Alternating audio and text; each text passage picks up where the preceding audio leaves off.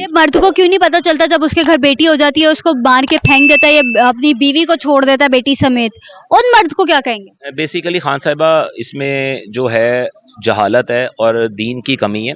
اگر آپ کو دین کے اوپر مطلب جیسے میں نے آپ کو بھی یہ کہا تو دین ہی ہمارا یہ بتاتا ہے نا کہ دولت جو ہے وہ عورت کی قسمت کی ہے، اولاد جو ہے اکثر لوگ جو یہ جہالت میں کرتے ہیں. اب تو یہ ڈاکٹرز اور سائنس نے یہ پروف کر دیا ہوا ہے کہ جو مرد ہے مرد کے سپمز جو ہوتے ہیں اس سے لڑکا یا لڑکی پیدا ہونا ہے. لڑکی کا کوئی قصور نہیں ہے، لڑکی نے اولاد پیدا کر کے دینی ہے. لڑکی پیدا ہوئی ہے ہمارے منہ لٹک جاتے ہیں فوراً، ہمیں یہ نہیں پتا کہ رحمت گھر میں آئی ہے. آخر اگر ہم یہ سوچیں ہماری ماں بھی تو ایک عورت تھی نا، اگر ہماری ماں نہ پیدا ہوتی تو ہم کیسے پیدا ہوتے؟